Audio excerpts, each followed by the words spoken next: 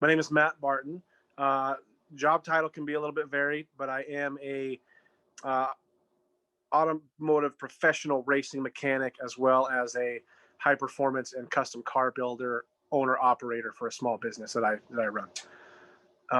And the industry that I'm in is aftermarket, high performance automotive, and professional racing.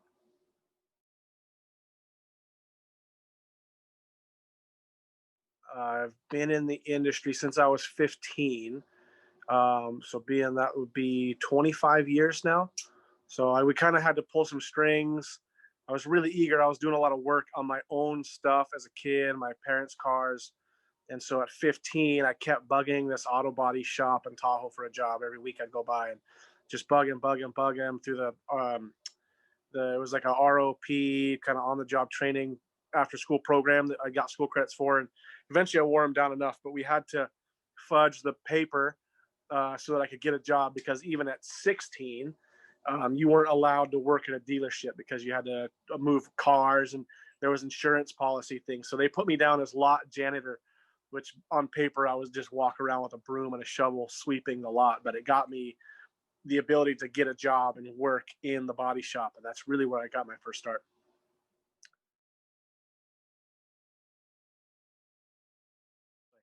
I personally have a fair amount of education. I came right out of high school, like I already said, was working full time in a body shop, worked full time in a body shop until I was 21. Didn't go to college, but still just was really, really dreaming about playing football. And the body shop scene, automotive repair, wasn't quite my style. And so, being young, I kind of just hit reset. Moved down to Sacramento, sold all my tools, walked on to a football team, ended up playing football there for a year before I broke my back, studied sports medicine, thought I was going to be a team doctor, and went the traditional education route. And I did okay at it. I did pretty well, but I wasn't very happy. And once football was over, I really wasn't happy.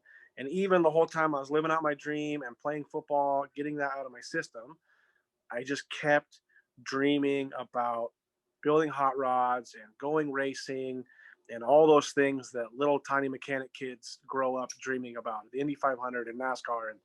And those things, just for whatever reason, just had this fire built up in me.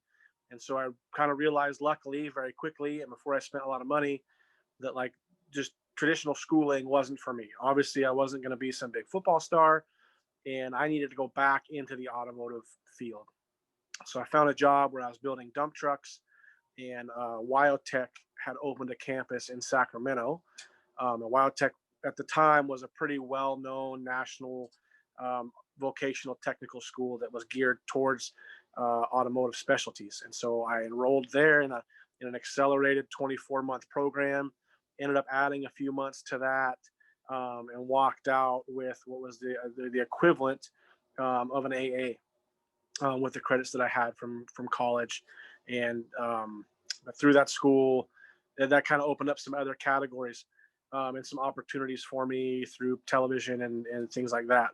But that being said, I am a big proponent of education, not necessarily traditional college. I think that can be definitely overpriced, and in today's society has a tendency to be overrated. I think that you can come out of school with an inflated ego and a degree that qualifies you for 5% of the jobs in the world. Now, that being said, I think that vocational education is paramount. You need to learn something about whatever industry you're going in. And most times, that might be on the job, but if you can go to a vocational school, I think that's very important. Now, the industry that I'm in, it depends on what level you look at.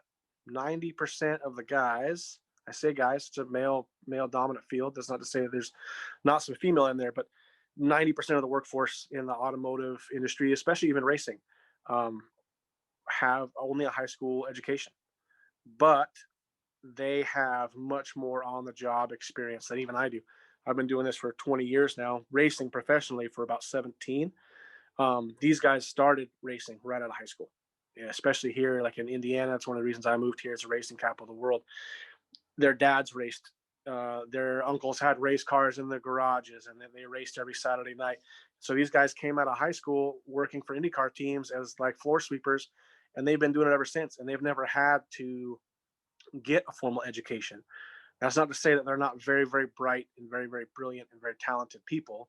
They are. You have to be at that level. It's the upper. Is the highest level of American racing. So they definitely have education and a skill set, but it's not what most people would consider traditional.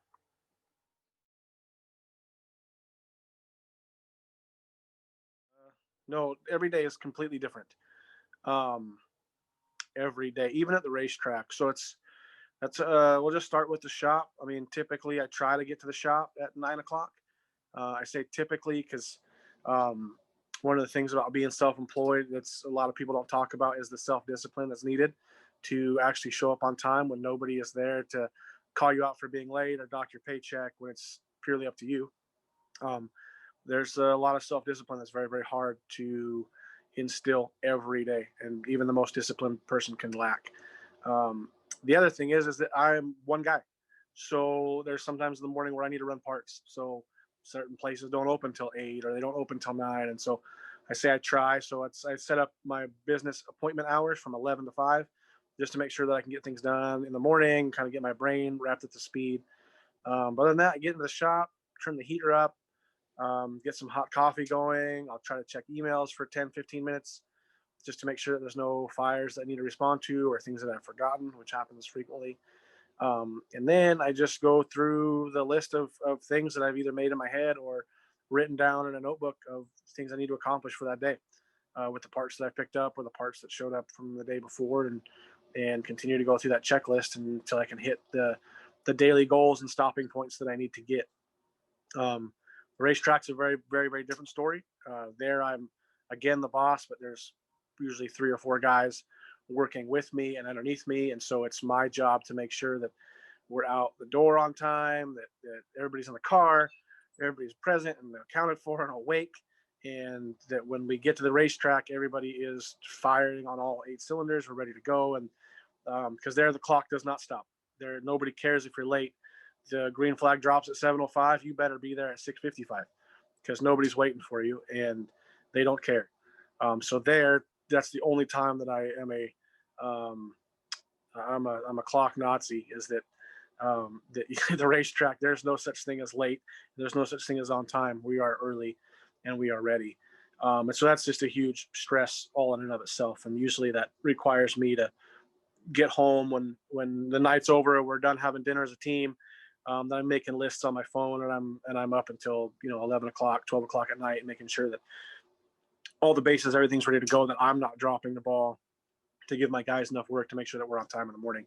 But every day is completely different. At the racetrack, we may need to do prep on one day, and it doesn't need to get done the next day. But something might break in that afternoon that requires extra work in the morning. And again, every day is different, just depending on what customers come in the door and what avenue of the project I'm on. I can go from fabrication and welding to mechanical from one day to the next. So every day is completely different.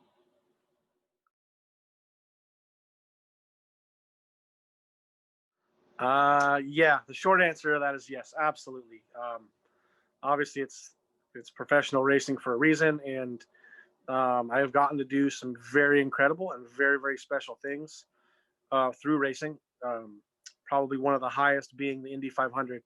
It's an event and a spectacle that you have to be there in person. You don't just have to race, but just to be at the track in person to see and feel the energy and the atmosphere. There's certain places that are hollowed ground, and you can just feel the energy from Ghosts Fast.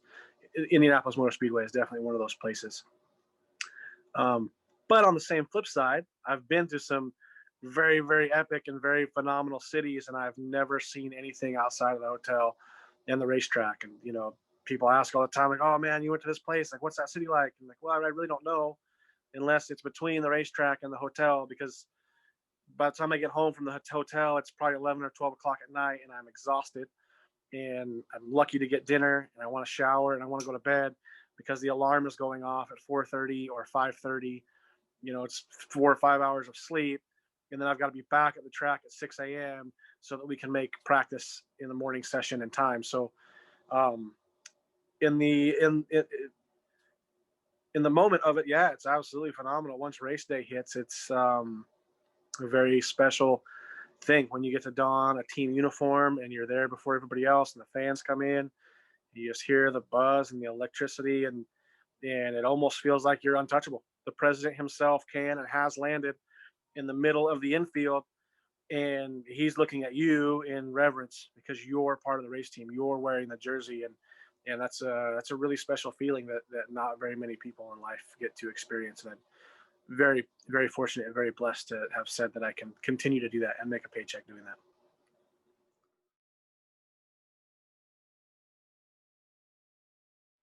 It's a question I ask myself all the time. There are much easier ways to make a dollar than doing what I do. I don't know if, for my personal point of view, that there's anything cooler or anything more fun that a person could do to make money. But like I've tried a lot of other things. I've had a million different jobs. I say a million, but I've had quite a few jobs growing up as a kid, and even in college, I thought about being a police officer for a while, and tested with a bunch of different city departments and county as well. And like I said, I studied sports medicine, and I went down that road for a little bit. But for me, like, it's a kind of cliche to say that the industry chose me, but I've always just been really good at building stuff. And that has always just had a calling for me. It's been a talent, something that just I naturally gravitated towards, as well as I've always been artistic. As a kid, I had a partial scholarship offer to San Francisco Academy of Art, and being the rebellious little young teenager that I was, I didn't really feel like I wanted to be told what to draw to get some art degree. And with racing, I found out that your art is now quantifiable. I can build a hot rod, or I can make a painting, and it can hang in a art gallery. I can go to a car show, and one person can like it and one person cannot, and they're both right. But if I build a race car and I put it on a racetrack next to your race car, now I can say without a doubt that my art is better than your art because it beat you. And as shallow as that sounds, there's something kind of cool and a rudimentary caveman aspect of being able to say that my work is better than your work, and this is how we prove it.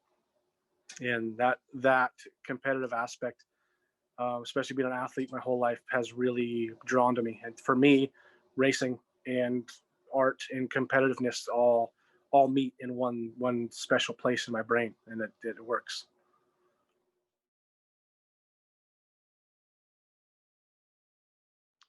The two major ones that I deem absolutely necessary are discipline, like self-discipline, and sacrifice.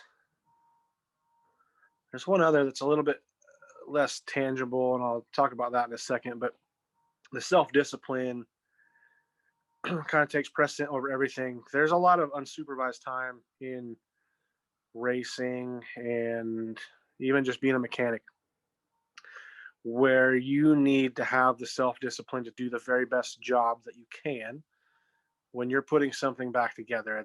It can be as easy as making sure that you put all the washers back on the bolts, even if the bolts are in, that you put a washer on it when it needs a washer, put Loctite on it when it needs Loctite. That you can be left alone and given tasks, and you can accomplish them without somebody micromanaging you behind your shoulder. Because either as a dealership mechanic, a line mechanic, where you're being paid flat rate, those things end up costing you and or making you money. If you forget to do little things, then chances are you're going to have a lot of comebacks.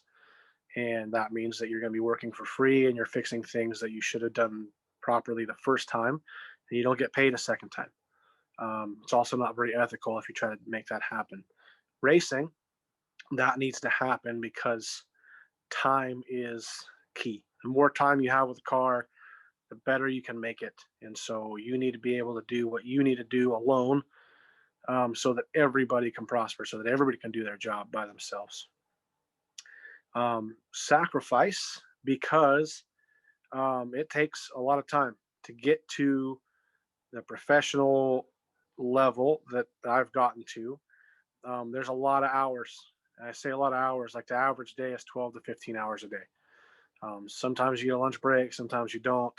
There's no such thing as breaks. It's not like, oh, it's 11 o'clock, it's break time. No, like you take a break when you need to use the restroom or you go fill up your water jug with water, but there's no designated break time, and you take lunch when the project permits. You don't get to stop in the middle of an engine rebuild to go eat lunch because you can't leave that engine open in the air and the atmosphere to get dirt inside of it. You need to finish the job, and then you get to go eat. The other thing that I feel like is really, really important that a lot of people don't get until much later, that goes along with discipline and sacrifice, and that's why I say it's a little intangible, is that somebody's life is literally in your hands, especially in racing.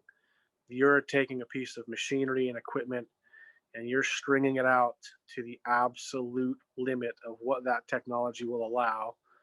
And there's a guy who is strapping his ass in a seat and literally buckling himself into it, and he's putting his life in your hands.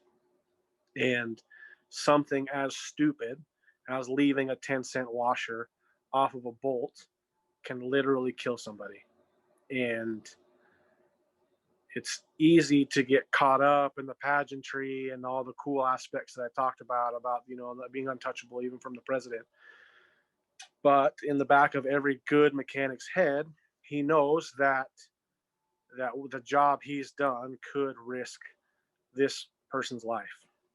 And I've always said, and I try to teach my guys the same thing, that I never want to be the one responsible to have to call somebody's parents and say, I'm sorry, but your son just passed away because of a car crash, and it's because I left something loose, or it's because I did my job wrong.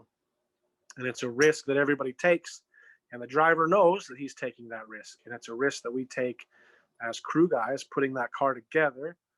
But I never want to have that conscience knowing that somebody perished because of me, and maybe it will happen in my future, and God willing, it won't. But that characteristic, if you can do that, you can carry that in. The same thing goes with a passenger car. Of you never know if it's going to be a mom with 5 kids who's pregnant, and the grandma's in the passenger seat, and you don't do a brake job right, and she can't stop the car and goes through an intersection. Like, God forbid what happens to that family because you didn't do something right, even as a Jiffy Lube mechanic. So it's the responsibility, I guess maybe that's the best word, is the responsibility and a burden that you need to carry with you on your shoulders. And it doesn't have to weigh you down. It doesn't have to put a plight or a darkness on the job, but it's something that you need to know every morning when you unlock your toolbox. It's something that you need to come to terms with and be ready for every day.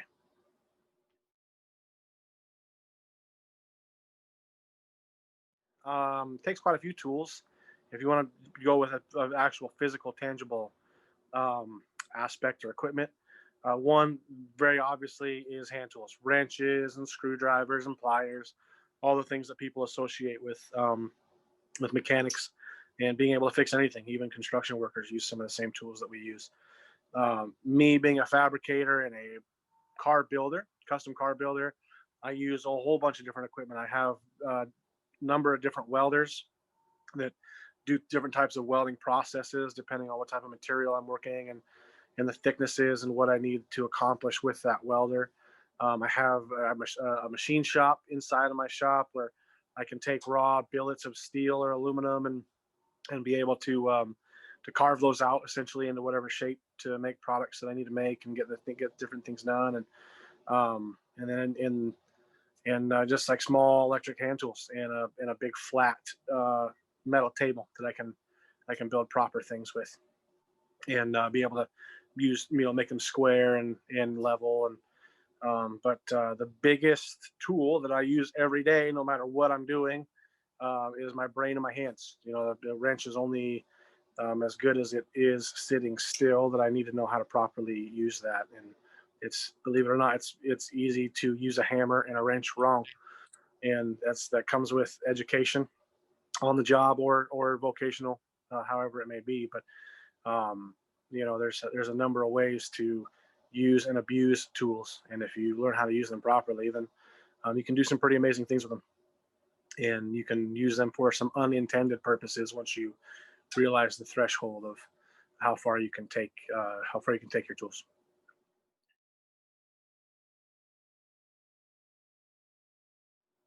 Racing is very much um, group oriented.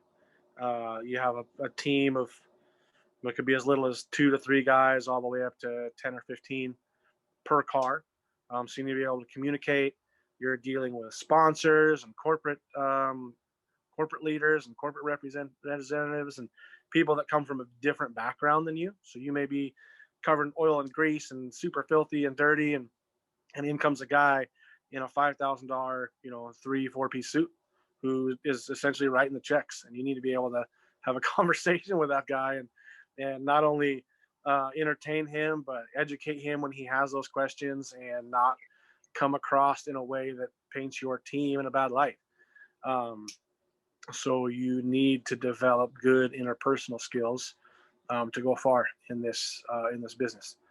There's a reason that fans walk away saying that, like, oh, that driver was so cool, he was so nice. Like, a-holes don't get money. Corporations don't want to put their logo on a guy who doesn't want to talk to anybody, and that goes just as true for mechanics.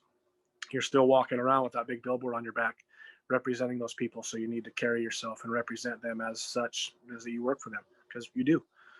But being a small business owner that I am, it's very solitary. I am one guy in my own shop, and right now I don't have any neighbors in the building complex that I'm in. So it's if I didn't go see some friends, once or twice a week, I could go weeks without seeing another human, and that's, for me, being social, a little bit hard. It's nice because I can kind of concentrate and socialize, pardon me, on what I need to do, but being the extrovert that I am, I do need some social interaction. So it can be a little bit difficult at times. But luckily, I get a variety of both. So, but if you're a small business owner starting out, be prepared to be alone for a while until you can at least afford to hire some friends that you're paying.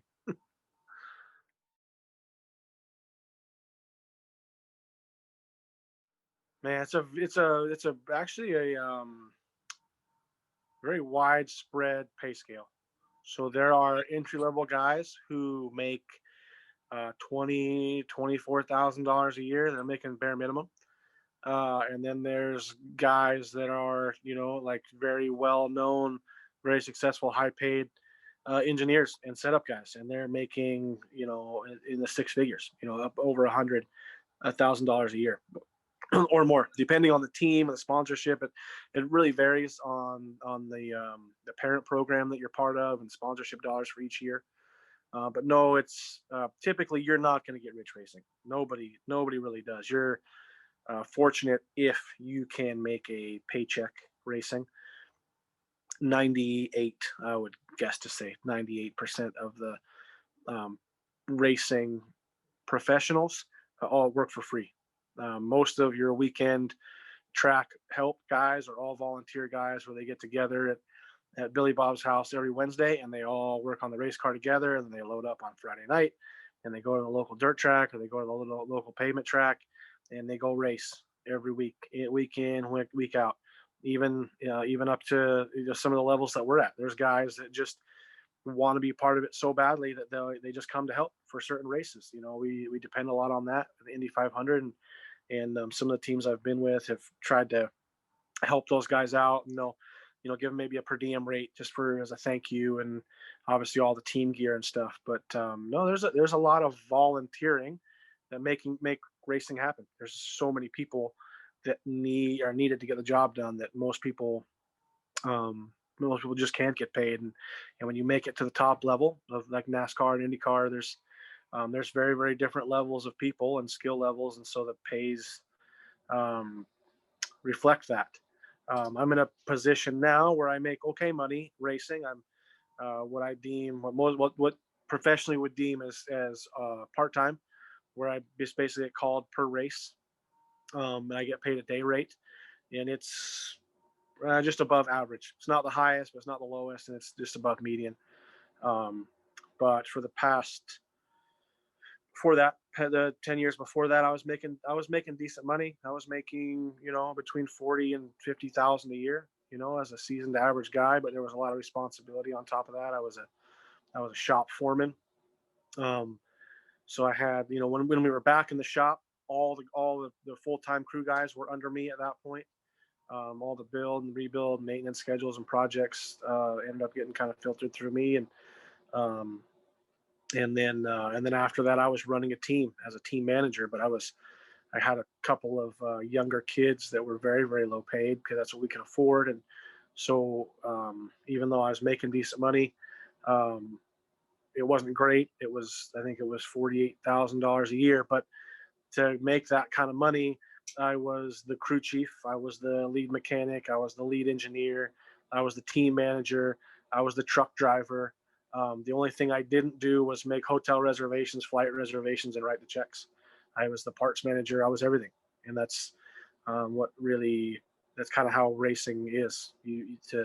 Even if you make a lot of money, you're not a specialized guy. You don't just get to like change tires and make a fabulous paycheck.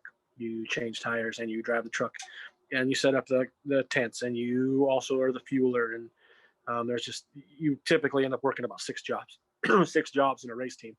And that's so that everybody can have a job. Because if everybody only had one job, you would make about, $5 an hour because that's all the team could afford.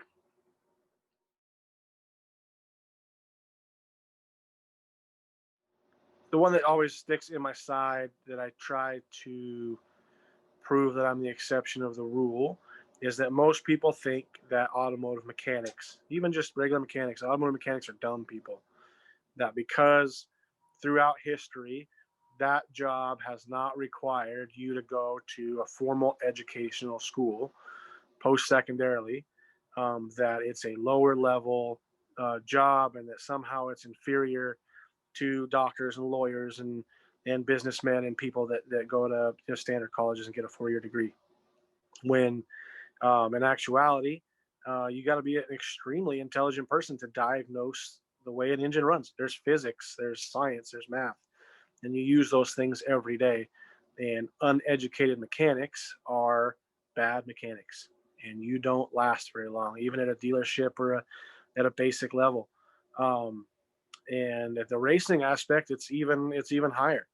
That you're dealing with fractions of a second and grams and milliliters, and you're taking what a standard mechanic would know and you're breaking it down to the smallest level to perfect it at even the most minute detail. And it's just a stigma that our country, I don't know if it's worldwide, but our country definitely has um, embraced. I think it's starting to slowly shift as the skilled trades are starting to die off, and people realize not only how important um, skilled trades are, but how intelligent you have to be to do them. But that being said, I also just changed my business name for a marketing reason because people couldn't understand it. And I called it the Hero Lab, and people just thought that I had the audacity to publicly call myself the hero, which is the farthest from the truth. The idea was that we turn our customers into heroes through the work that we do. But the biggest thing that seemed to perplex people was that I called the shop a laboratory, and to them they thought laboratory meant scientists and white coats. And when I tried to explain to them, well, I mean, minus the white coats, I use science and geometry and physics every day. And the only difference between me and a doctor is that I have to wash my hands before I use the restroom. And it confused a lot of people. And so, marketing wise, that name didn't work. But that's a stigma that has always just kind of been a thorn in my side ever since high school. I even had a high school teacher who once told me I wasn't going to amount to anything because I was going to be nothing more than a dumb mechanic. And 2 years out of high school, She had to bring her car to me, and of course, me being 20 years old, I made the rude comment of, um, "It's nice to see that you're bringing in your POS car on your $28,000 a year salary job, while I'm making $25 an hour at half your age." And she didn't like that very much, but that was my get back at her of trying to publicly humiliate me in class. And I probably deserved it. I was a little bit of an unruly kid, but um, that stigma still sticks around with everybody in my industry, and sometimes it holds true, but for the majority of the part, no, they're very, very, very smart guys in their aspect of what they need to do and what they need to be good at. And so I just, if anybody can take away from anything, you have to be intelligent to be a very good mechanic.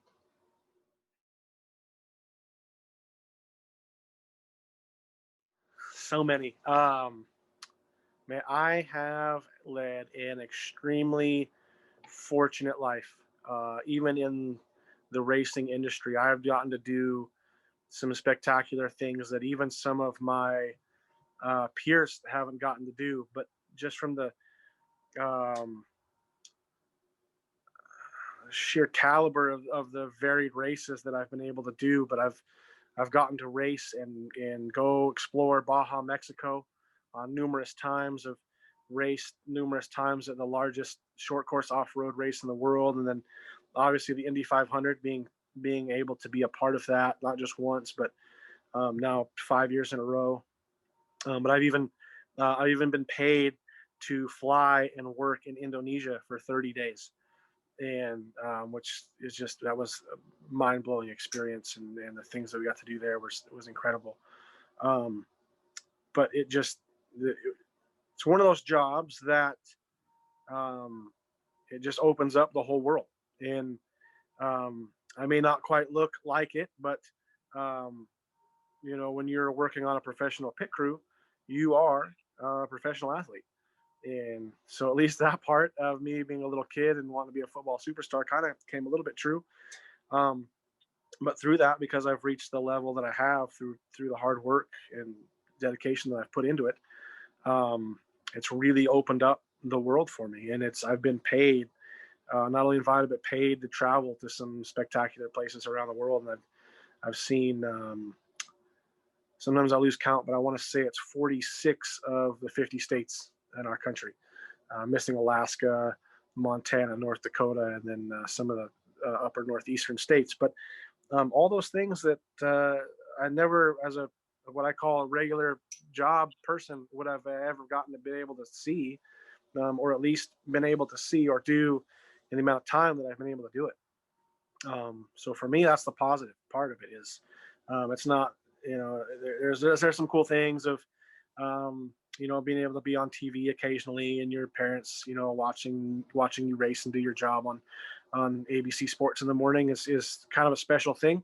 In terms of, it's, for me, it was special in terms of, like, being able to make your parents proud, which I think every kid strives to do, whether they admit it or not. It's a pretty special thing. But just being able to, it takes what would normally be a small bubble of a person's world, and completely blows it open, to literally making it a worldwide thing, is, to me, just it's phenomenal. It blows me away every time I get those opportunities. And even though I live 15 minutes from the speedway, just that it's such a prolific place, that every time I get there and I go to work, it gives me goosebumps. And I mean, my hair is standing up on my arms right now just thinking about it. It's something that not very many people in the world get to do, and to say that you get to do that, and it actually puts money in your bank account at the same time, just I don't know what I did to get so lucky, but I truly blessed.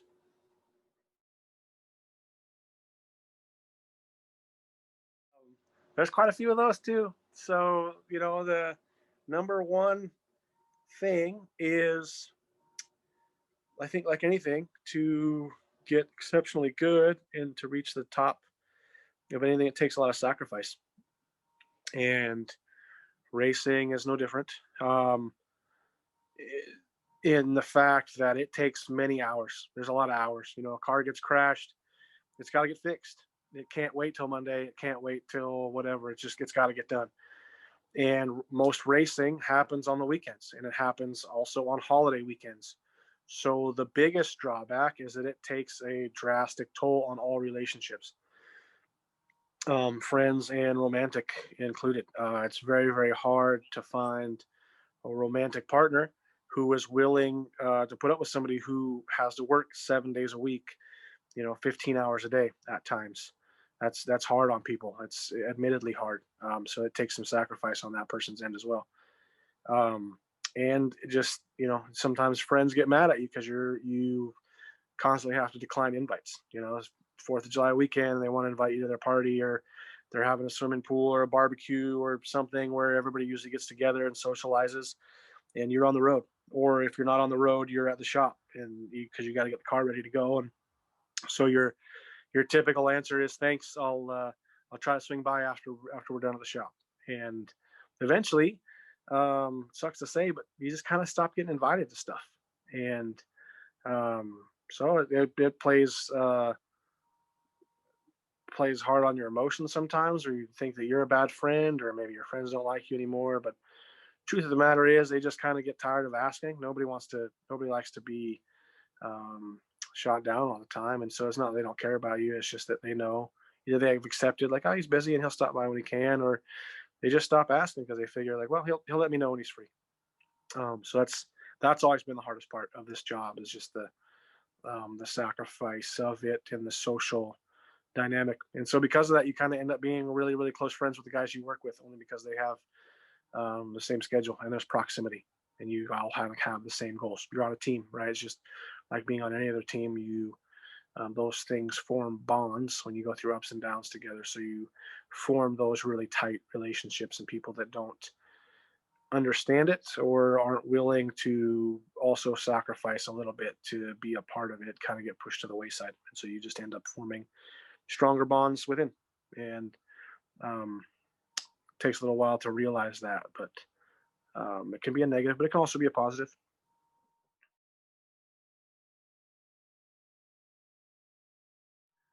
It doesn't. Again, it's not a bad thing, but just somebody just kind of taking you by the shoulder real quick and just saying, "Hey, listen, you're to do this is you're gonna get some very, very great rewards out of this particular job." And I speak of racing, but but somebody just to warn me and say, "Hey, let's just be prepared that this may ruin a lot of relationships in your life." I've been through my share of girlfriends, and it's not that I'm some playboy. It's just that everybody thinks that the job is super cool and spectacular going in, and so there's this, I don't know, romantic element in their head about being part of something super cool, which racing is, and then until they're forced with the harsh reality of that you're not home on weekends, or that you don't get home until 9 o'clock some nights, and that you may have to, um, they may have made a nice dinner for you, but because parts came in late, or because you found something broken, that you may not be able to sit down at the dinner table with that person.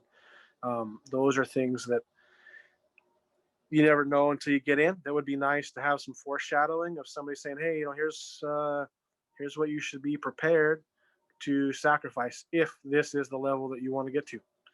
The other thing that, as we talk about education, is that racing, believe it or not, is as um, secular as it is. It's also pretty easy to get into.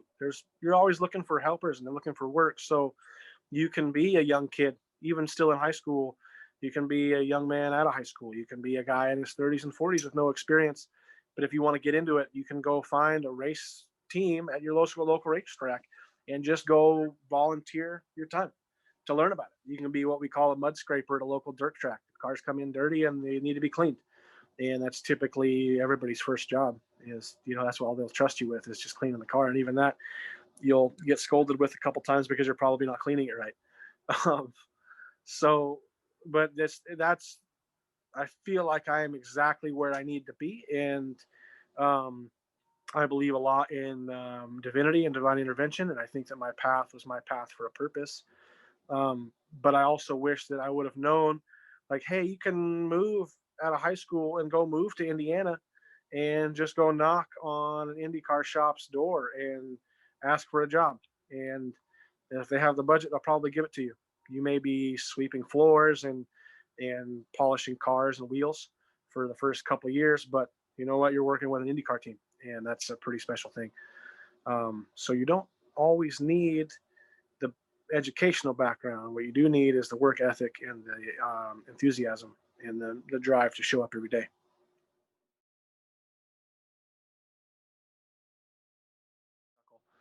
No, there is no work-life balance. For me, it's it's cars, cars, cars all day long, every day, all day. The only thing that is like when I'm sleeping or eating, the only times, and even then, I'm probably reading or researching or thinking. It's there's none. My whole life is automotive and racing and building cool shit. And so that is hard for a lot of people, but I don't look at it as work-life balance. I look at it as that I'm fortunate enough to have found something that I'm so passionate about that it is able to carry over into my personal life because it is who I am as an individual. It's something that I have to do. I have to build things. I just if even if I'm home, if I'm not working for more than a week, I start going stir crazy and I find weird little oddball projects to build at the house or things to do. It's just there's this need to create inside of me, and so it carries through. Um, I am lucky enough to have found a job where I can hide some of those tendencies, and it just comes out that it's an industry that most people find cool.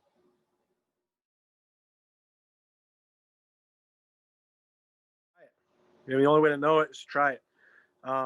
That's the other great thing again about racing is that you can go to your local racetrack on Friday, Saturday night, and go find somebody with a race car and ask them if they want help, and just tell them that you don't know anything, but you want to learn about it, and you think that you're really into this stuff, and you're super passionate about it, and it's exciting, and you think that it's really fun, and if that guy doesn't say yes, the guy next to him has probably overheard you talking to him, and he's already waiting for you to walk away so that he can tell you that, yeah, he needs some guy to show up at his house with his buddies on Wednesday, and you get to, drink sodas and eat pizza when it's all done, but they need a guy, to just even help clean parts. And it's a really quick way to find out if this job is for you, because yeah, it weeds out the weak and it burns out the wannabes really really fast. It exposes weaknesses when you start working hours, and emotions get high. I don't want to say tempers, but when you're that driven to succeed at something that is so difficult, if there is a chink in the armor and you're not true, it gets exposed very quickly. And chances are, if you're even thinking about if this job is for you, you probably already know it. Most everybody I know that is a mechanic or a race mechanic or even engineers, they've been doing this since they were a kid. Like when I was a kid, I used to get whooped all the time for breaking into my dad's toolbox and leaving tools in the yard, stuck in the dirt. But I attribute a lot of the good aspects in my life to growing up poor. But one of the things I did is I had a lot of rich buddies who would buy new bike parts with their allowance, and then they would either pay me or I would trade my labor for their old bike parts, which were better than mine. And so I'd been tinkering and modifying bicycles and figuring out ways to upgrade my little toys and things I had as a kid, mainly bicycles. But I'd been a mechanic from the word go. Like as soon as I was able to figure out that, hey, this wrench takes off that nut, and if I take off that nut and that nut, I can take that thing that's cooler and put it on this thing, and use these tools to put it all back together. That was something that at a young age I found out pretty quickly, and most everybody in my circle has been doing that, has this very very similar stories, if not identical. And so if you have that path in your life and you're thinking of it might be right for you, chances are it probably is, because that's just a personality characteristic I think that comes from a lot of people that are in this industry. I forget. I want to say 2 or 2.5. Somehow, I'm assuming I broke it, but my mom had a grandfather clock, and yeah, she left us with a babysitter, and the babysitter was playing with my sister, and somehow I got into the back of this grandfather clock and tore it all apart. And when they asked what happened, I said I wanted to figure out how it worked. And so yeah, I completely destroyed this clock. And when I was in kindergarten, I went to the restroom, and there was all like I don't know if you've ever been to a men's restroom, but there's like all the urinals lined up, and then there's the stalls for the toilets. And in my brain, I go, man, I knew that if you flush the toilet, I knew how plumbing worked, and I was smart enough to realize that they all must go to one size of pipe. That that pipe has a capacity, and so I wanted to know, well, what happens if you flush all the toilets at the same time? And so, yeah, here's 6-year-old me hitting the handle on 12 urinals, running into the stalls and hitting every toilet and pushing the foot bar for the hand washing station and doing laps until they were all flushing at the same toilet time. And then it turns out that the plumbing cannot handle that. And what ends up happening is you flood the bathroom with an inch of water that runs out into the hallway and ruins the principal's shoes as he's walking back to his office. And that's how you get caught. It wasn't like I was doing it mischievously. I wasn't doing it to cause damage, and that, I think that was the thing that infuriated, like, my teachers in school. Like, I had problems in school, but I had problems in school because of those reasons, where they were like, you're destroying property and you're doing all this, and I'm like, what? Like, in my head, I'm like, yeah, but I didn't, like, I get that I'm in trouble, but I wasn't trying to, like, I wasn't trying to ruin your shoes. I wasn't trying to flood the school. I just wanted to know, like, what happens. Like, nobody can ask me. I asked my dad. I asked my teachers. Nobody knew. Hey, what happens if you flush all the toilets at the same time? Well, I don't know. As an adult, that's at least light a light bulb. Like, hey, watch this, kid. But like, another thing, like, the kid's curious. Like, maybe let's encourage that. But that was all I wanted. It was purely scientific. If a kindergartner could have a science experiment, so that was it, of what happens. I've got the skill and I've got the speed. Let's make this all happen. And now I've got the time because everybody's in class, and so nobody can stop me. But I got a lot of trouble for that. I got a lot of trouble. I still think they overreacted, but it's not like it's all tile. It's not like I ruined anything. But back then administrators were a lot more disciplinarians than they are now. So, but whatever. It's who I am. Yeah, there's teachers and there's educators, and there's a big difference between the two.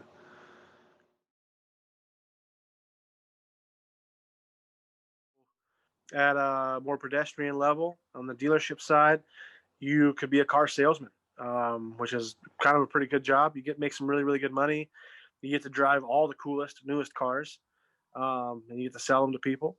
Um, you could even go, if you're more creative, artistic type, business minded. There's business managers. There's marketing and advertising. The great thing about racing, again, is that it takes an entire team. And so the people that work on the car and build the car, even the people that drive the car, are just a very, very small piece of that. You have team managers and team operations managers. You have PR personnel. You have sponsorship acquisition and sponsor relations. You have marketing and advertising, and you have paint. You have people that paint the cars, and you have vinyl wrap guys that you have graphic designers.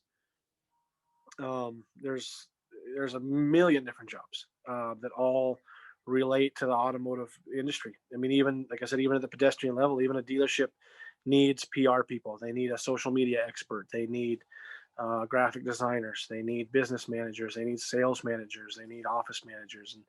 And so if your skills, just because your skill set doesn't allow you to reach into a toolbox, doesn't mean that you can't be involved in either racing or automotive. And chances are you might have a better shot at getting into a sport like racing with one of those skill sets as well, because you got to figure there's only X amount of mechanics needed per car, but every team needs a couple of PR people, needs a couple of business managers, needs a sponsorship acquisition person. There's and on all different levels. So not just IndyCar, but the feeder series below them. All those jobs pay roughly the same. So where a lower level, entry level mechanic guy may make 50% of what a top level IndyCar guy makes, sponsorship acquisition makes basically the same. It's like a commission type job, most of them. But those jobs, because they are well defined within our world, that an office manager makes this much money in this area. It doesn't matter if you're working for a home contractor. It doesn't matter if you're working for JCPenney. It doesn't matter if you're working for a race team. They typically all kind of laterally translate, to about the same. So if you're there's a lot of people that are in the industry that we work with in the office. We call them the office staff, but are huge race fans, more of a race fan than I am. And they don't know they couldn't tell you a difference between a flathead screwdriver and a Phillips head screwdriver. But they are the engine behind what we do. They're just as valuable because without them, I don't get a paycheck. They're the people that make the money, and they're the people that make sure the money is in the bank account so that our paychecks cash. So they're just as crucial as even the driver. It takes everybody to make a professional race team successful.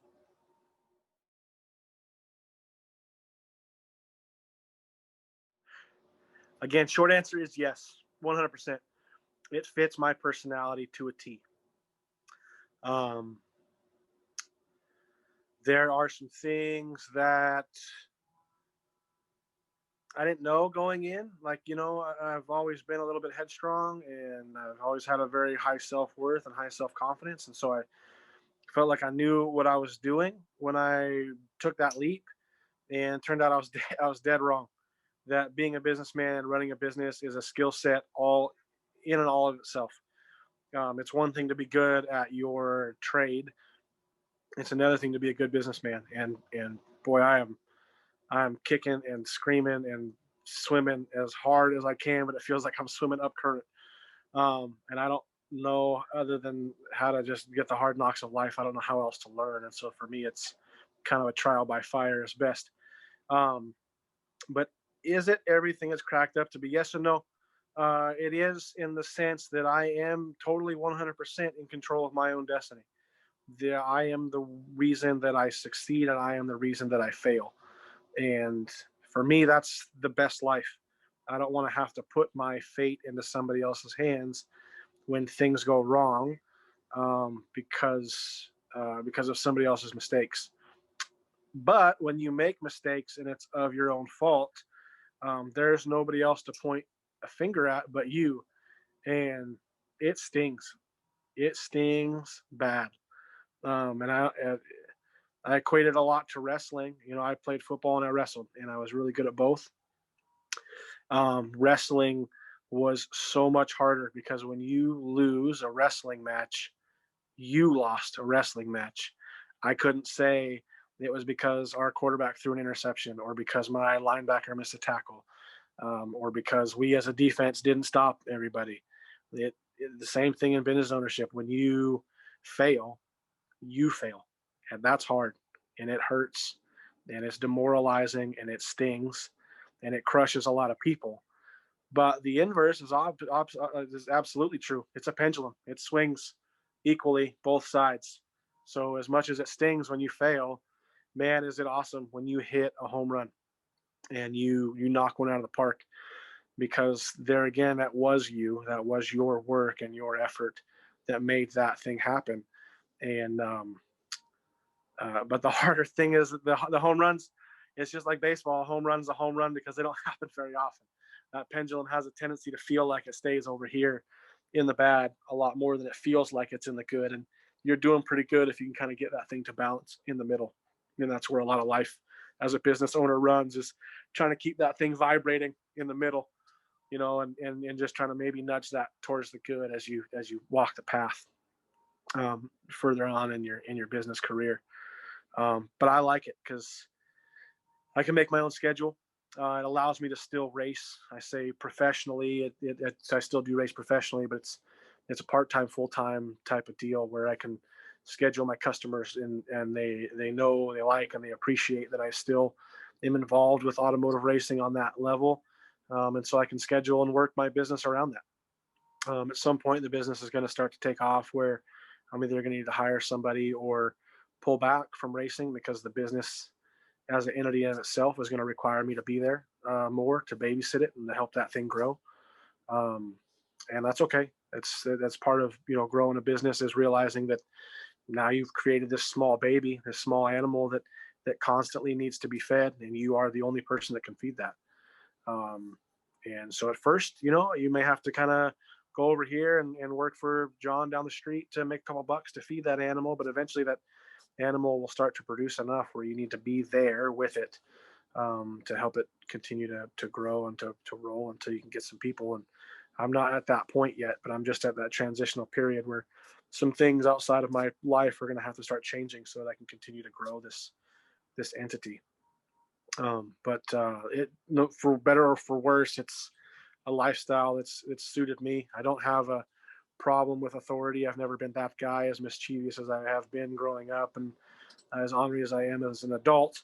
I can take direction very well, and sometimes that's kind of nice when somebody else takes the responsibility. But um, in very very short doses for me, I'm always have been very much happier when it's me in control of my life and the decisions that are happening. And whether that's winning or losing, one or the other, it's I live and die by my own sword. And that part has always been ingrained in me.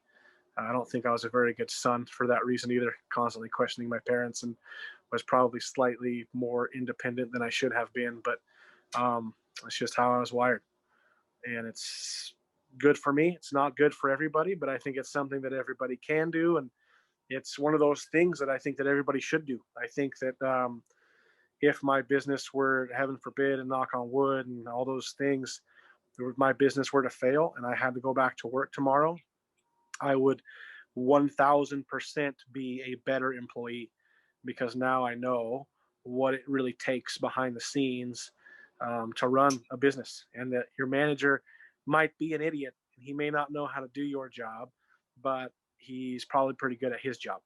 And of course, there's exceptions to that rule, but you don't necessarily have to be good at making the bread to be a bread business owner. Like that's the idea behind a good manager and a good owner, is that they hire people who are just as talented, if not more so than themselves, at making the products or doing the jobs that they're not good at.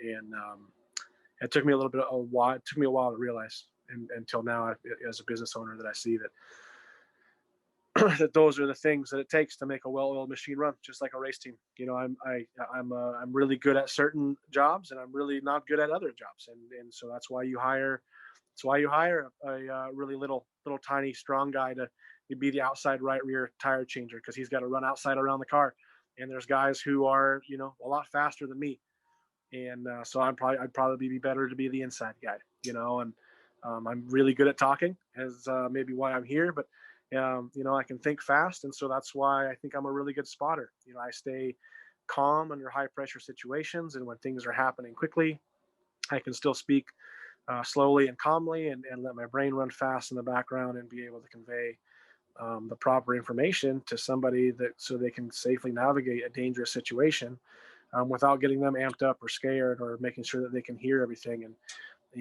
But necessarily I couldn't do what some of the guys on the pit line do either. So you got to kind of pick what you're good at, and um, find somebody who's good at the things that you're not good at. But for right now, as a business owner, you got to wear all the hats. That's kind of fun too. Um, but yeah, it suits me very well. I think it's something that everybody should try. Self-independence is a lost art.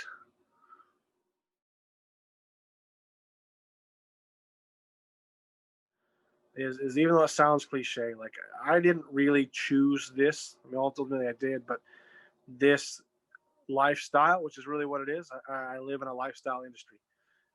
It chose me. I've tried many other things, from law enforcement to medical staff to everything, and this just kept drawing to me. And as soon as I got here, and as they say, let go and let God, um, is the only time I ever really felt like I was home. And once I did that, is when my career um, really started to take off. And part of that is, again, it's cliche when people say, like, do the thing you love and you'll never work a day in your life. Well, that's not exactly true, because there's days when I absolutely hate my job and I hate my life like everybody else. And there's days that I don't want to go to work, and there's days that suck and that are hard. And the more valuable the reward, and the higher you are on that pinnacle of what you do in your industry, the harder those things become. The responsibility of what you need to get done and the room for error, um, they cross exponentially.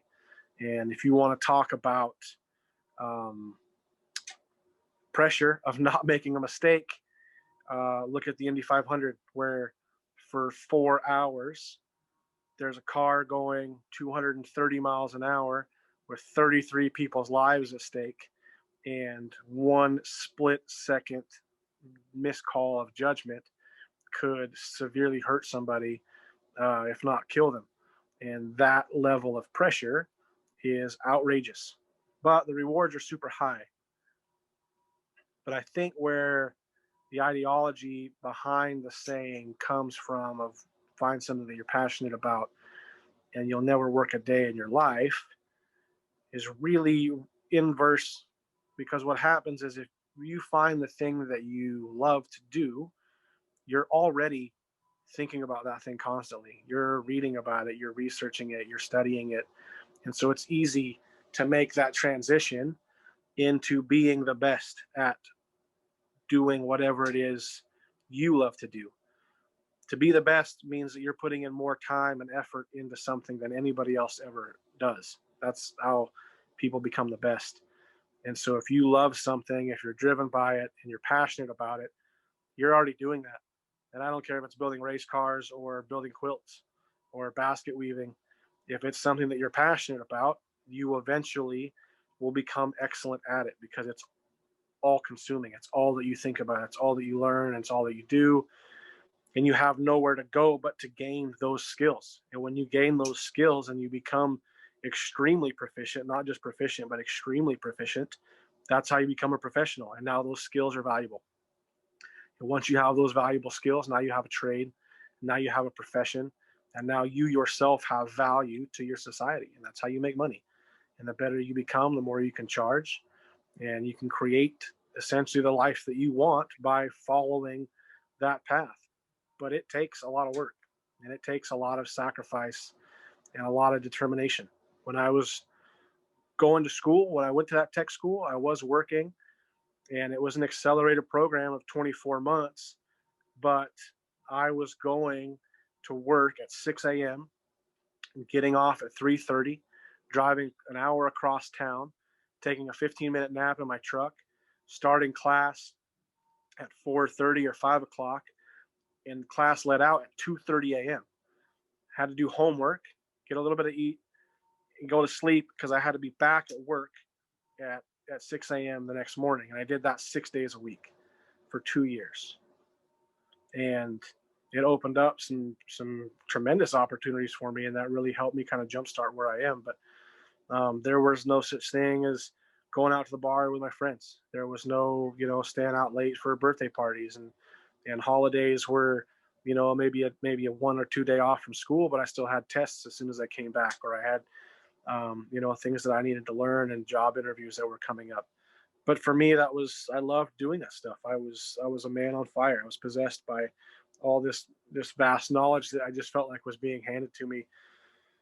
And it was mine for the taking. But it came at a cost that was soon repayable. But you got to pay that piper one way or the other, either in the front or in the beginning. But for any career seeker, whether you're a kid going into college or somebody looking for a way to make a life away from traditional school, that's what it takes. And it's a lot easier to do those things, to become great, when it's something that you love, that it's something that's part of your personality, whether you're an artist or a mechanic or somebody who's a tree trimmer.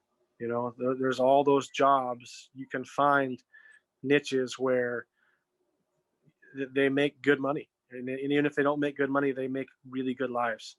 And good life's not necessarily the biggest bank account. There's a lot of, more money, more problems, as they say. But you're going to be a lot happier if you like your job more times than not. It's, for me, the worst thing you could ever do is put me in a suit and tie and lock me in an office. I'll go crazy in 20 days. That's not the life for me. I know what makes me happy, and I would do what I do for free. Unfortunately, life isn't built that way, but that's how much I love it. I would absolutely do it for free because I need to. It's what makes me happy. I'm very lucky and fortunate that I'm able to do what I love to do and make a paycheck. And I think that anybody can make that happen if you are willing to give up some things early, and knowing that on the backside that dividend will come back.